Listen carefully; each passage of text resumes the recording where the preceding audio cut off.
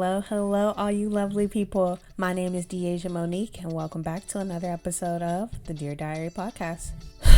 All right, so y'all, let's just jump right into this intro because I'm going off of the dome with this one again, just because I've been thinking about stuff. I've been seeing stuff, like there's just a lot going on, and I have something to say. I got something to say. I always got something to say, but I really got something to say today, okay? Especially about this topic. And that's like, whatever the title says, that's what the topic is about. Because I don't know the title yet, but I know what I'm talking about today. So that's whatever this topic is about. Okay. So before we get into that, let's get into a quick little prayer. All right.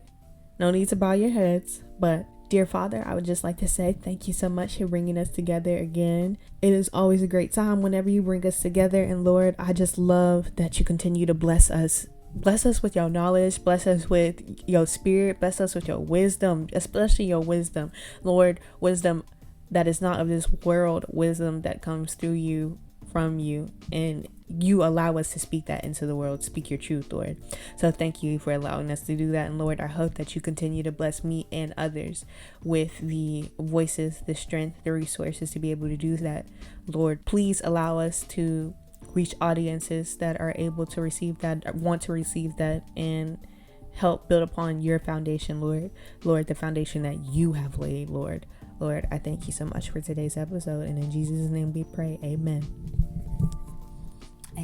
If y'all haven't seen, what is it? It's Quiet on Set. First of all, if you're not ready for your childhood to be ruined, which mine, there ain't no problem for me. It was ruined. I'm getting it back, but girl, it was ruined when I was a kid, so it ain't no problem for me. But if you're not ready for your childhood to be ruined, then one, don't watch this episode, don't listen to this episode, but two, don't go watch that, because if you haven't already been looking at stuff with like a little bit of a side eye, what world have you been living in? Like, I need the type of blissful ignorance that you have, because unfortunately I have not been able to receive such a thing. I don't know who she is. I don't know what that is.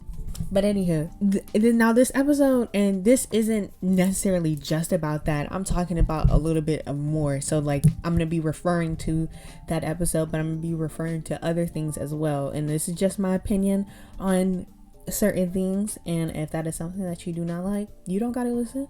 That's fine.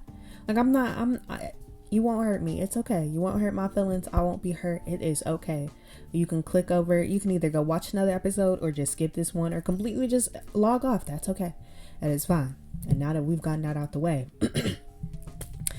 So now a lot of people have seen that show, specifically that documentary, and it's basically about stuff that we basically kind of didn't know as viewers and consumers when we were watching like Nickelodeon. That's specifically what it was about, Nickelodeon, and how basically the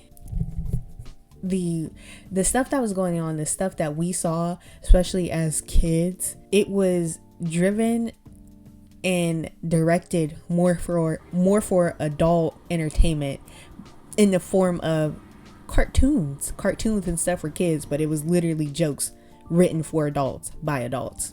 And not only that, but there were other stuff that happened. There's other stuff that happened, other like situations like that. Listening to that, like that documentary, listening to like people's experiences, people's stories, and what they went through and experienced with certain people, if it wasn't an eye-opener, trust me when I say, if the eyes weren't already open, that was an eye-opener.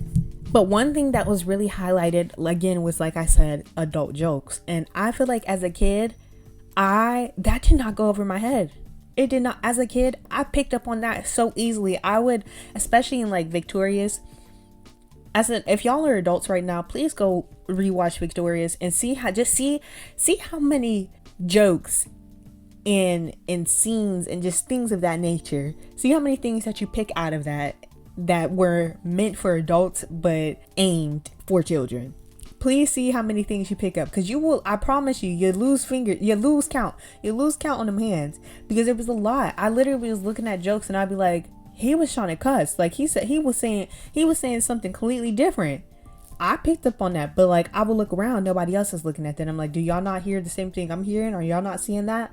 But because it's kids, it's just like it doesn't even go one in one ear and out the other. It kind of goes in one ear and out the other. Like it goes in, but some stuff seeps in and absorbs. So the stuff that you see and the stuff that you're witnessing as a kid, you don't even know, but you're indirectly absorbing it. Like you may not have known that the joke was necessarily directed or aimed at kids, but like, or not aimed at kids, aimed at adults, but like that scene, whatever happened, that joke, that line, it's gonna absorb into your head, and it's gonna rub off you in a way that you go and use it now, and you don't think anything twice of it, because that's just a joke you heard. Like, come shot, and I'm not saying the full word, but like something like that. And like they disguised that. They talked about how many times like those type of jokes would be written into the show, and so like slime would like explode on someone's face or explode on someone, and anybody who knows stuff like that, stuff of that type of behavior, that knowledge, that nature, you know that was a dirty joke. It was meant for adults and stuff like that. Knowing that you're making stuff for children and knowing how impressionable they are, you can't tell me you didn't know, or that you thought, oh, it wouldn't be that big of a deal. You knew. You're not gonna sit here and look me in my face and say, oh, I didn't think they would notice. I didn't think that, it wasn't supposed to go like that. It wasn't supposed to look that way. Like, you took it that way. Like, no, you knew people would take it that way. Like, you were hoping it would just go over people's heads, and the people that got it. We got it. And now look at you. It's catching up to you. It may not have caught up to you then, and it's so sad for the people that had to experience that. Not only like experience that, like the people themselves, like the kids and the producers, the writers, all the people that had to experience that like firsthand, but it's also even sadder to us as viewers, the fact that we had to go through that and witness that, and we didn't even know. And then not only that, but like in my head though, when I still looked at kids shows as kid shows, I not gonna lie, I kind of idolized the people on the screen, kind of idolized the characters. Like, oh, I love Sam and Cat, I love iCarly, I love these shows, I love the people playing these characters, I love these characters. But I forgot about the fact that these were people playing these characters. Like, yeah, what we're seeing are characters, but the behind the scenes of all that stuff going on is like so crazy. And I told my mom about this like a few months back. I read Jeanette McCurdy's book, I'm Glad My Mom Died, and then I read Britney Spears' book, The Woman in Me. I actually listened to the audiobooks of both. They were really good, so I suggest you guys go listen to them, read them, whatever. They're really good. Like, especially Jeanette's, she made me cry, girl. She had me like at the end of that book, like I literally had to like, ooh, you got me. And like, it's so crazy hearing not only just certain stuff that like was a big part of my childhood, like her experience on iCarly through her lens as someone who played that character, because she was just playing a character. That's not who she was. It is so crazy to hear that experience from her, and like my heart broke for her just to know some of the things that she was going through behind the scenes, like in her family life, relationships, just all of that. It's just like, and there's so many similar stories, there's so many similar people that have gone through the same, and they're people that we've looked at that have been like important parts of our childhood, but they were playing characters for us, and they kind of like, in a sense, they lost their childhood too. They lost their childhood at early ages. In the documentary, it talks about how some of the kids, them acting, them being on these sets, them making these roles, being able to land these roles, were feeding their families. And to imagine as like a 12-year-old kid, an 11-year-old kid, 9, 6, 16, 15, to imagine having the weight of your entire family's well-being and livelihood resting upon you being able to perform for a camera. And then if you don't want to, or things start to get uncomfortable with people on the behind the scenes, certain scenes, it's like some of them felt so powerless that they couldn't even say anything. They didn't feel comfortable saying anything, or when they did say stuff, they were shown that they had no power in the situation and were removed from the set. Either removed, kicked off, they were written off. Like, how many people have lost their jobs just because they tried to speak out about stuff like that? And that's the thing. I know, like, for a second, I heard that and I was like, why didn't anyone try to speak out? And the people that did speak out or like did raise concern, they were shown immediately they didn't have power. You don't have power here. Your voice does not matter. Your voice does not matter. You are literally a person, but you're not a person. You're just a body. That's what you are. You're literally a body, not a person, not a name. Yes, you may contribute to the idea, but at the end of the day, I'm the idea. You were just replaceable. You can be replaced. And people were treated. That's how they were treated. And it's just like, to see how many actors had to go through that, and like, not even just actors. Can I pull away from that for just a second? To see how many kids themselves have to go through that. There are so many of us. I know me. I haven't had the livelihood of my family's dependent on me. Although I do move that way now because I would like to break generational curses and, uplift my family, everybody's living situation. But as a kid, I was blessed and cursed with being so aware and so like knowledgeable, I guess. And I picked up on so much. Like I said earlier, I picked up on so much. And so whenever my parents complained or like, they vented to me, because like my mom especially, she's vented to me since I've been young.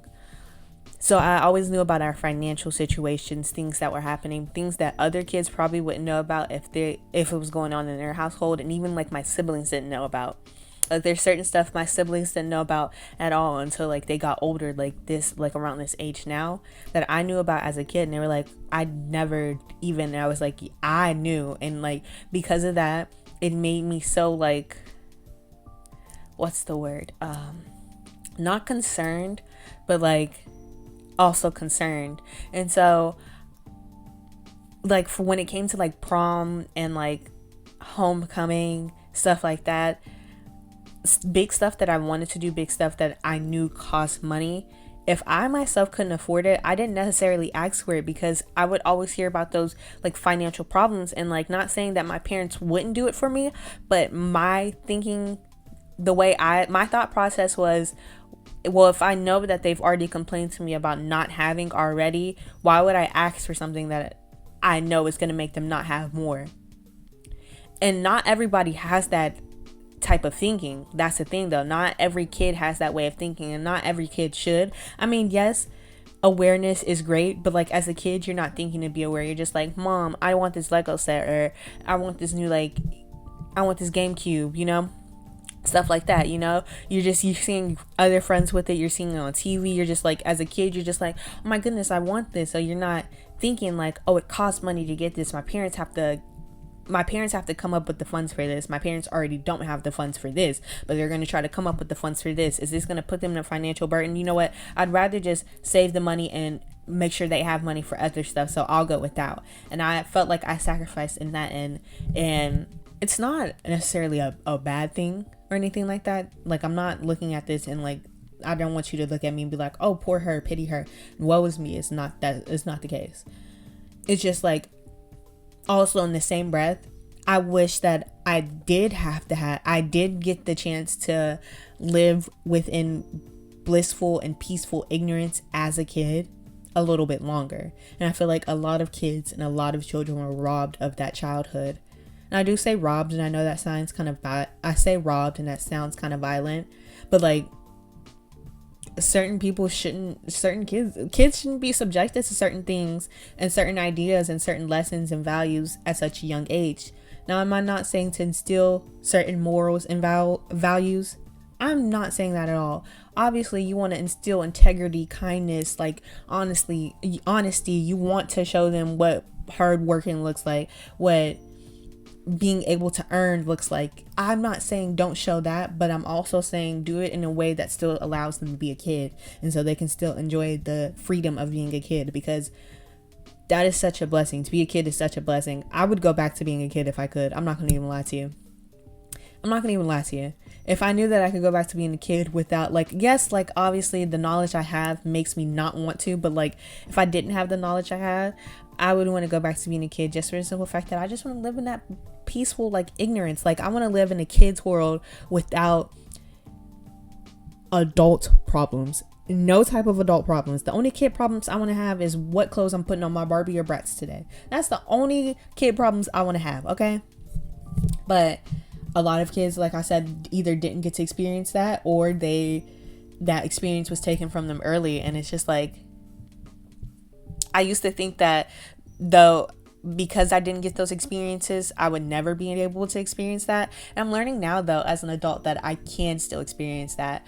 And I do it now. Like, me being a kid, it shows up in the way I dress. It shows up in the way I act, the hobbies that I have, what I want to do, just stuff like that. I realize I may not be a kid in per se, like I'm not 12, I'm not 11, but I can still do kid things with adult money now. I can do kid things with adult money. So like, I can literally, if I wanted to take myself to Legoland, I could take myself to Legoland, which is in Disney World, right? Or Disneyland. It's in one of the two. I ain't never go, but I know it's there and I could take myself. Maybe not today, but watch this time next year, I'll be in Legoland. Watch this time next year, I'll be in Legoland, okay? Okay, I'm speaking it. This time next year, I'm in Legoland. And watch, I'm gonna be sitting there like, hey y'all, we in Legoland with my adult funds. But yeah, so like, it sucks though. To like kind of bring this back and tie this to the beginning. It sucks though that some of them haven't had to experience that at all, especially like, you know, people that we've looked up to and whatnot. But I think that's also a problem, is like, some of them don't even want to be looked up to. They're like, I'm a regular person at the end of the day, and they are. We do have to look at them and give them that respect and give them that grace. So like, when they make mistakes, we can't look at them and be like, wow, they're a celebrity, or they're this big name, like they're not supposed to be doing this. They're supposed to be role models to the kids. They're supposed to be doing this and that. This is a whole person that is still learning the world the same way you are. Did you not make mistakes? Did you not land mistakes that got you here? Yeah, you may be in a Porsche, but did you not make mistakes leading up to that Porsche? Okay then. So allow grace for other people, and even the people that we see on screen. They are not idols. They are not. Yes, it's okay to love a person and to love the things about them and stuff like that, but stop idolizing it, because when you do, you make it to where they have no room to make mistakes, and that's not okay. We are imperfect people. They are imperfect. This kind of like strutted off a little bit, but just give me a second. Allow for them to make those mistakes. We're imperfect people. We're not perfection. Like, yes, we can strive for it, but we're not it. And so we're going to stumble and fumble along the way. Allow for that. Even with kids, allow for that. And not only that, but let me get off to another topic when it comes to kids, because a lot of them, like I said, felt like they didn't have voices and they were powerless, because as kids, you feel like you don't have a say. You're in grown folks' business, you know. You're not allowed to be in grown folks' business. Even though you get injected into it, but like, when you actually start having opinions and saying stuff, is what are you doing?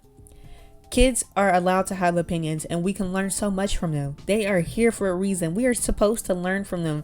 We're supposed to look at the world through the lens of a kid and just see the beauty of it, and to ignore and neglect that little person's, that tiny human, to ignore their wisdom, the wisdom that they can instill in you. Because yes, they may not have experienced the world as long as you have, but I promise you can learn something from them.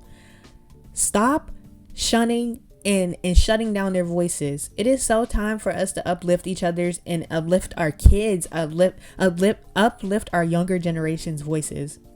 They are so deserving of it, and they are literally the future of they're our future. We're supposed to be instilling the good things that we've learned. And yes, we'll teach them about the lessons and hard things we've learned along the way, but don't teach them in a way that takes away from their brightness, that takes away from their voice, that takes away from them being able to still be a kid, but allow them to express themselves and to fully be there. And don't take that away, and don't letting you what issues and what you have going on touch a kid's life in a way that takes away their childhood, that ruins their childhood. To know that you have that power and to use it for, if you use it for anything but good, you need to sit back and reflect and look at yourself in the mirror. If you're not doing anything to uplift the kids that are around you, that are in your life, and I'm not just talking about your babies, I'm talking about your babies' babies, I'm talking about your grandkids, your nieces, your cousins, your friends, your neighbors' kids, the kids that you see, the people that you interact with, know that you have the power to take away their childhood and use that power for good. Stop using it for bad. Not everybody does, and this is not a diss to everybody, but to the people that have that power and neglect it and abuse it, know that it is your time doing that, your time reigning like that is over with. It is done. We're done with that. We are done with that. Okay? Girl, I know that got heavy because I feel so for kids, because like I feel that way for the kid that I was. Like, I wish I had an advocate for that girl, but I plan to be an advocate for the kids that I do see, and not just those kids, but young adults, like anybody who needs an advocate. Let me be that advocate, because I'm trying to do the same for myself. I advocate for myself because if nobody's going to do it, I know God will, but he's telling me that I'm giving you the power and the voice and the abilities, the resources to do that. Do it, and I'm backing you. And so know that you're backed. You may not feel like you have a voice, but promise, let me assure you, you have a voice. And if you don't feel like you have one, rest assured that it's coming. Keep praying for it. I promise you, it's on the way. Express delivery. Okay. That goes for my kids. That goes for my adults. That goes for all my babies out there. Okay. Ooh, I'm finna go ahead and wrap this episode up because it's getting me worked up, but like not in a bad way. It's just getting me worked up. Like, I could really go out there and move a rock now. Might move that mountain. I don't know. But anywho, thank y'all for tuning into this episode. Like I said, we just got to do better, especially with our kids. And again, to the kids that have had their childhoods kind of taken or changed and altered in a way that wasn't necessarily ideal, I do pray for you. I pray for the child that you were, but I pray that the person that you're becoming, the person that you are today, that they are healing and that they're using that experience to teach others, to allow others to grow from that, and to show others that you become more than an experience, more than a situation, more than what has happened to you. You can become more than any of that, and that you are allowed to make mistakes. You are, no matter what age, no matter what point you are in life, you're allowed to stumble. You are. Okay? All right. Don't forget to follow us on all the platforms that we have and the social medias that we have as well. They will be linked in the link tree down in the description of whatever platform you're listening to. As always, it is always a pleasure, and I will see you in the next one. Sayonara.